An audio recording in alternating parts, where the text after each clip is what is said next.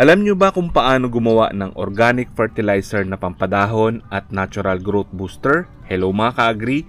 In this video, gagawa po tayo ng isang concoction na fermented plant juice. Coming up!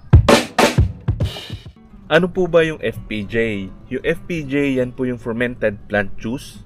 Yan po yung isang concoction na mayaman po sa nitrogen na nagpapaganda ng mga dahon, nagpapalaki, nagpapaberde at tumutulong po para mabilis lumaki yung ating mga tanim. Ito po binibigay during early stage sa kanyang vegetative stage.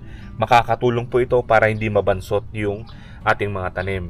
Itong FPJ ay Korean technology na ginagamit po nila sa natural farming. So sabi ko kanina, itong FPJ ay mayaman sa nitrogen na nagpapaganda ng dahon. So dahon yung magbe-benefit dito sa fertilizer na to. So para po makakuha tayo ng mayaman sa nitrogen, dahon din po yung pagkukunan natin ng mga materials. Ang mga materials po na pipiliin natin sa paggawa ng FPJ, yung mga crops na mabilis pong lumaki, mabilis magsuhi, mabilis po tumubo, tulad ng mga kangkong, kamote, mani-mani. Ayan po yung mga pagkukunan natin. Plus yung mga dahon po na mayaman sa nitrogen tulad ng malunggay, ng kakawate, ng ipil-ipil. Even po yung mga damo, pwede natin magamit. Kung wala po kayong harvest na sa mga nabanggit namin, kahit anong mga dahon pwede po natin gamitin panggawa po ng FPJ. Pero yung mga nabanggit po namin, yan yung mga madalas na ginagamit at may matataas po na content ng nutrients na makakatulong para maganda yung maproduce nating concoction. So ngayon maghahanap tayo ng materials na pwede po natin magamit. So ito yung taniman ko ng kamote. So kukuha lang tayo ng mga talbos na pwede natin magamit sa paggawa po ng FPJ. Ito, talbos.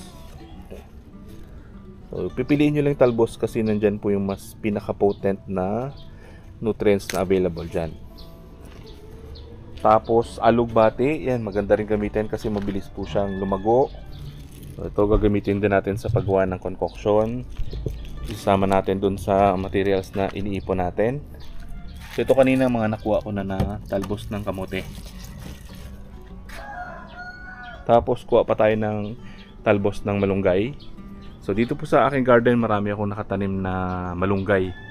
Yan, nakapaikot po yan sa aking garden kasi ginugulay namin. Tapos ginagamit ko rin siya sa paggawa ng fertilizer. Minsan kinakat and drop ko na lang itong malunggay dyan sa mga garden bed para mag-provide po ng nutrients. Yan. Yung dahon ng kakawate, napakagandang gamitin po nun, maraming benefits. Tulad din siya ng malunggay. Pero mahirap po makakita ng kakawate dito sa syudad. Kaya madalas po malunggay lang yung available dito sa city. Then kuha rin po tayo ng sahan ng saging. Ito nabawasan ko nakaraan. So kukuha lang tayo ng konti na ihalo po natin doon. Ang maganda dito sa sahan ng saging, meron siyang macronutrients tulad ng nitrogen, phosphorus, tsaka potassium. Plus meron din siyang mga micronutrients na kailangan din po ng mga halaman. Yung mga sobrang sahan ng saging na hindi ko magagamit doon sa FPJ, dinadagdag ko dito sa aking swamp fertilizer para po magdagdag din ng nutrients dito sa ating fertilizer. So next step, i-chop natin yung materials. So ito pong sahan ng saging, hiwain nyo lang ng maliliit. Tapos itong mga dahon, ganun din, i-chop natin para mabilis siyang magkatas. Mabilis po natin ma-extract yung mga nutrients. Hiwain lang po natin ng maliliit para mas mabilis siyang madurog at ma-extract yung nutrients. Ito pwede rin natin siya dikdikin, mas maganda. Pero kung wala kayong pang dikdik, pwede naman siyang hiwain ng maliliit. So after natin ma-prepare yung mga materials, ipaghalo na po natin itong mga dahon pati yung sahan ng saging dito sa container. Tapos lalagyan po natin ng molasses. Ang ratio po nito 1:2. So 1 part ng molasses sa 2 parts ng solid materials. So kung ito pong na-prepare ko ay 500 grams, kalahating kilo. So ito namang molasses ay 250 grams. So kalahati siya ng dami ng mga dahon. So dito po manggagaling yung mga nutrients na binanggit natin kanina na ibibigay natin sa halaman once na tapos natin yung fermentation process. Ito naman pong molasses, ito yung makakatulong sa microbial activities. Makakatulong ito para paramihin at palakasin yung mga beneficial bacteria. So marami pong paraan ng paggawa ng FPJ, iba-iba yung materials, pero same lang din po yung concept. So kung ano yung mga available na materials dyan sa inyong paligid, yan po yung gamitin natin para hindi po kayo mahirapan sa paggawa ng ganitong klaseng concoction. Paghaluin lang natin dito sa container, tapos lalagyan na natin siya ng molasses.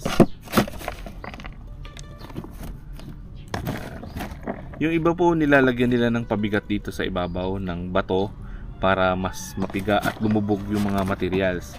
Pero sa akin hindi ko na po ginagamitan nun kasi hindi ko naman pinaghihiwalay itong solid materials. Hindi ko na hina-harvest pa yung liquid. Hinahayaan ko na lang dyan hanggat may natitira, tuloy-tuloy lang ako sa paggamit para talagang masimot nila yung mga nutrients dyan sa solid materials. Then ang fermentation nito, yung iba 1 week lang pwede na magamit, pero mas advisable mga 2 weeks. Yung 1 week, yan po yung minimum na pwede na natin magamit itong FPJ. Pero mas maganda, syempre mas matagal, mga 2 weeks to 1 month. Yan po yung the best na haba ng pagpo-ferment. Then ihalo na natin itong molasses. Kung wala kayong molasses, pwede kayong gumamit ng brown sugar. Yan po yung pang substitute natin dito sa molasses. Kasi minsan mahirap po makahanap ng molasses, yung brown sugar sa mga tindahan na nakakabili tayo. Pero mas maganda po yung molasses kasi liquid siya. Mas mabilis pong magkatas yung mga dahon. Pero kung asukal, okay lang din, walang problema po doon. Haluin nyo lang po ng mabuti para lahat ng materials naka-soak dun sa molasses.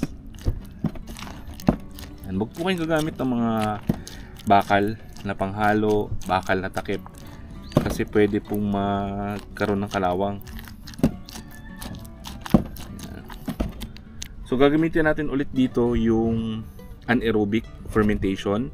Nakasilyado ulit yung ating container, tulad sa ginawa natin nakaraan na Oriental Herbal Nutrients. So ito po pwedeng tumagal ng 6 months to 1 year. Yan po yung pinaka best quality niya, mataas pa yung potency. Pero after nyan, dahan-dahan na pong bumababa yung potency ng ating concoction. Pag nahalo na natin, takpan nyo, tapos ipo-ferment natin at least 1 week. Pero the best yung 2 to 4 weeks. Then ilalagay nyo po siya sa madilim at tuyong lugar. Yung natirang molasses dito sa bote, nilagyan ko lang ng tubig. Tapos idagdag natin dito sa ating some fertilizer.